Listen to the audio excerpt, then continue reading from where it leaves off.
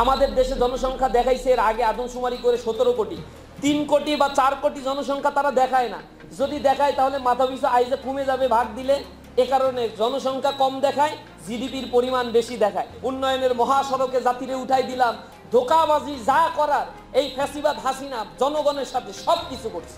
উত্তেজিত বক্তব্য দিয়ে আপনাদেরকে কোনো কিছু শির দ্বারা সোজা করে দাঁড়ানোর জন্য ইয়েস ইয়েস বলে চিৎকার করার জন্য ডেকে নিয়ে আসা হয় নাই, অথবা একটা গোলাপ ফুল দিয়ে, অথবা একটা রজনীগন্ধার স্টিক দিয়ে, অথবা অল্প কিছু খাবার বা একটা ক্রেস্ট দিয়ে সংবর্ধিত করে আনন্দিত করার জন্য এই প্রোগ্রামের আয়োজন করা হয়নি।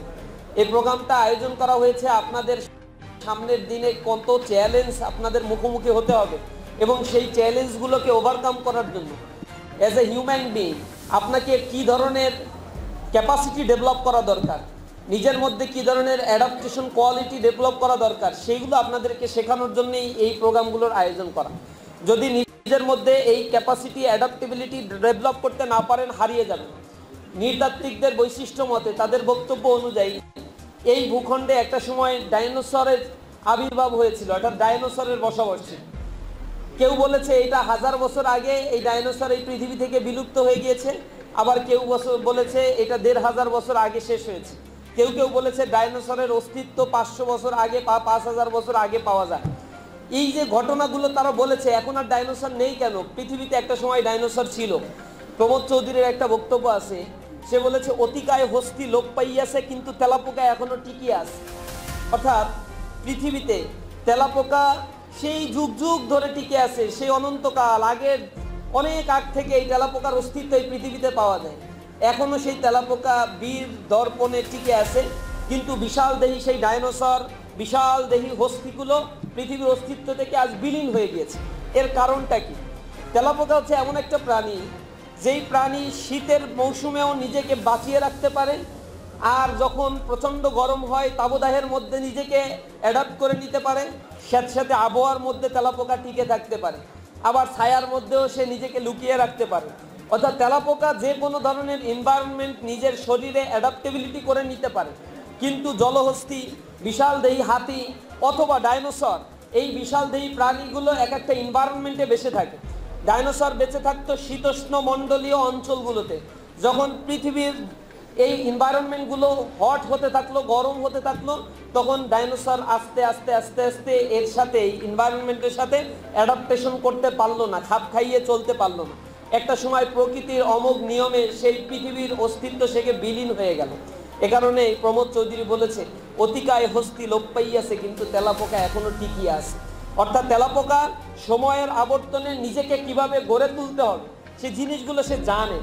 আপনাদেরকেও এই যে পড়াশোনা আপনি করছেন, স্টুডেন্ট হিসেবে এখানে যারা রয়েছে, সামনে আপনি লেখাপড়া করছেন আপনার কর্মক্ষেত্রে ভালো একটা কিছু করার জন্য, নীতি নৈতিকতা আদর্শ নিয়ে এই পৃথিবীতে টিকে থাকার জন্য, পৃথিবীতে এই জায়গায় যাওয়ার জন্য আপনাকে মূলত এডুকেশন দেওয়া হয়, শিক্ষা দেওয়া হয়।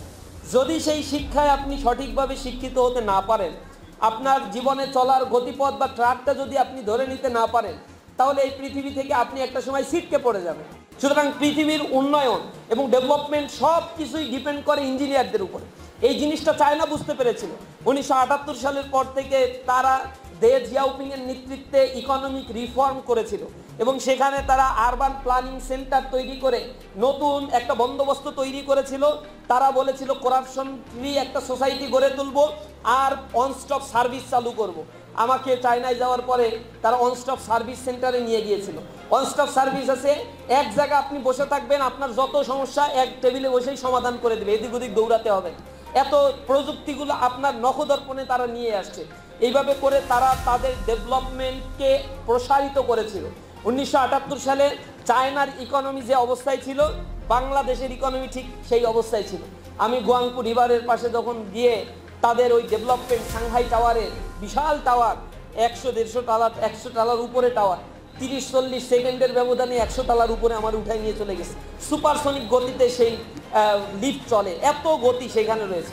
সেইখানে সাংহাই টাওয়ারের নিচে কিভাবে সাংহাই টাওয়ারটা বা সাংহাইয়ের ওই শহরটা ডেভেলপ হলো সেই জিনিসটা আমাদেরকে দেখাচ্ছে। 1978 সালে সেই ডেভেলপমেন্ট আমি দেখলাম। বাংলাদেশের বুড়িগঙ্গা নদী যেমন ছিল, সাংহাইয়ের পাশে গুয়াংপু রিভারটা ঠিক তেমন ছিল। অর্থাৎ সেইখানে বাংলাদেশের বুড়িগঙ্গা নদীর পাশে যেরকম আবর্জনা ময়লা জমা, এরপরে সেখানে ট্রাফিক করা থাকে, সবসময় ট্রাফিক জ্যাম হয়ে থাকে, ময়লার স্তূপ থাকে, দুর্গন্ধ ছড়ায়, ঠিক সেই অবস্থা ছিল সেই রিভারটার।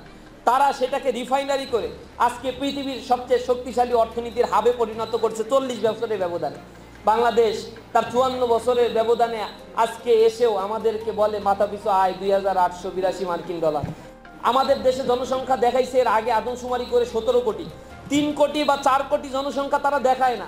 যদি দেখায় তাহলে মাথাপিছু আয় যে কমে যাবে ভাগ দিলে, এ কারণে জনসংখ্যা কম দেখায়, জিডিপির পরিমাণ বেশি দেখায় বলে আমরা দেখো ডেভেলপমেন্ট করছি, আমরা middle development, leads development country, উন্নত অনুন্নয়নশীল দেশের তালিকায় আমাদের নাম চলে যাবে, উন্নয়নের মহাসড়কে জাতিরে উঠাই দিলাম। ধোঁকাবাজি যা করার এই ফ্যাসিবাদ হাসিনা জনগণের সাথে সব কিছু করছে। দেশ যাতে স্বাবলম্বী না হয়, দেশে যেন এমপ্লয়মেন্ট ক্রিয়েট না হয়, তাবেদারি গোলামি করে রাখার জন্য রাজনীতিবিদরা এই চক্রান্তগুলো যুগে যুগে করছে। আমার দেশে বাংলাদেশে করে নাই। আমার দেশে 16,000 মেগাওয়াট বিদ্যুৎ উৎপাদন হয়, কিন্তু আমার দেশে 24,000 মেগাওয়াট বিদ্যুৎ উৎপাদনের ক্যাপাসিটি আছে। ক্যাপাসিটি চার্জ দিতে হয় 8,000 মেগাওয়াট বিদ্যুৎ উৎপাদনের। এটা উৎপাদন আমার করার দরকার হয় না, কিন্তু আমার দেশে এগুলো আছে। ক্যাপাসিটি চার্জ জনগণের পকেটের টাকা দিয়ে কোটি কোটি টাকা প্রতি বছর এই ক্যাপাসিটি চার্জ দিতে হয়, কিন্তু কোনো বিদ্যুৎ উৎপাদন হয় না। যেখানে $240 বিলিয়ন তারা পাচার করে ফেলছে। আভ্যন্তরীণ দুর্নীতি প্রায় 28 লক্ষ কোটি টাকার উপরে, এটা কল্পনা করা যায় না। 8 বছরের বাজেটের পরিমাণ সম্পদ তারা লুটপাট করছে এই বাংলাদেশ থেকে।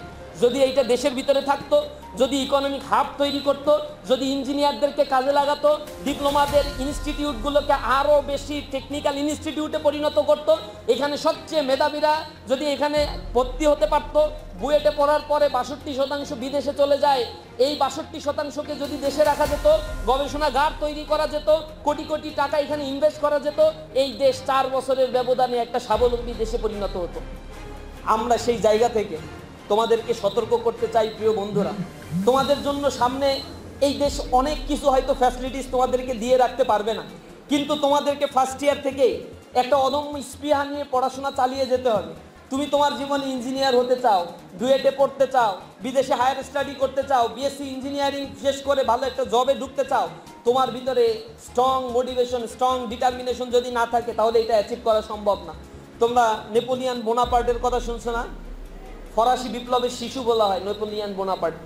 তো নেপোলিয়ান বোনাপার্ট যখন বাচ্চা ছিল, ছোট ছিল, সে একদিন ভিড়ের মধ্য দিয়ে ঠেলে ঠেলে দেখতেছে বাজারের মধ্যে এক জ্যোতিষী মানুষের হাত দেখে দেখে বলে দিচ্ছে যে ভবিষ্যতে সে কি করবে। তখন ভিড় ঠেলে গিয়ে একেবারে জ্যোতিষীর কাছে গিয়ে হাত পেতে দিচ্ছে, দিয়ে বলছে যে আঙ্কেল দেখেন তো আমি আমার জীবনে কিছু করতে পারবো কিনা, আমার হাতটা দেখে। সুন্দর চেহারা, অল্প বয়সের একটা বাচ্চা। জ্যোতিষী তার হাত দেখে বলছে যে বাবা তোমার হাতের রেখা এখান থেকে বাঁকা, এটা যদি সোজা হইতো তাহলে তোমার জীবনে তুমি একটা কিছু করতে পারতা। তখন সে ভিড়ের মধ্য থেকে বের হয়ে গিয়ে পকেটে কয়টা টাকা ছিল এটা দিয়ে একটা ব্লেড কিনে এরপরে হাতের রেখা ধরে এখানে টান দিয়ে ছিঁড়ে ফেলছে। রক্ত ফিনকি দিয়ে পড়ছে, আর এক আঙুল দিয়ে এটাকে ঠেকিয়ে ধরে চাপ চেপে ধরে এরপরে আবার জ্যোতিষীর কাছে আসছে। এদিকে রক্ত পড়তেছে, ফোটা ফোটা পড়ছে। এর মধ্যে জ্যোতিষীরা এসে বলতেছে আঙ্কেল এবার দেখেন তো আমার জীবনে আমি কিছু করতে পারবো কিনা। তখন জ্যোতিষী তার দিকে তাকায়, কোনো কথা বলে না, তাকিয়ে থেকে বলছে যে বাবা তোমার রেখা কোন দিকে কি গেছে এটা আমি বলতে পারবো না, কিন্তু তুমি যে পৃথিবীর মানচিত্রকে পরিবর্তন করে দিতে পারবা সেই অদম্য স্পৃহা তোমার ভিতরে আছে, এতটুকু আমি বলে দিতে পারি। ঠিকই পৃথিবীর ইতিহাস সাক্ষী, নেপোলিয়ানকে ফরাসি বিপ্লবের শিশু বলা হয়। নেপোলিয়ান অল্প বয়সে টোটাল ইউরোপকে তার পদান্ত করতে বাধ্য হয়েছিল। নেপোলিয়ান যেদিকেই যেত সেদিকে সবাই তটস্থ থাকতো, রক্তপাত অথবা বিনা রক্তপাত এক একটা রাজ্য সে বিজয় অর্জন করতে সক্ষম হয়েছিল। এটা তার ভিতরে সেই অদম্য স্পৃহাটা ছিল। তোমার ভিতরে যদি এরকম স্পৃহা থাকে, আরবিতে একটা প্রবাদ বাক্য আছে মান জাদ্দা ওয়াজাদা, যে চেষ্টা করে তাকে এটা দেয়া হয়। এই আইনস্টাইন প্রায় বলতেন life is like riding a bicycle, to keep your balance you must keep moving. জীবনটা হচ্ছে একটা বাইসাইকেলের মতো, যদি তোমার বাইসাইকেলের প্যাডেলটি তুমি ঘোরাও তাহলে তুমি টিকে থাকতে পারবা, ব্যালেন্স ঠিক থাকবে, অথবা তুমি হয় ডান দিকে কাত হয়ে যাবা বা দিকে কাত হয়ে যাবা, তুমি ব্যালেন্স ঠিক রাখতে পারবা না।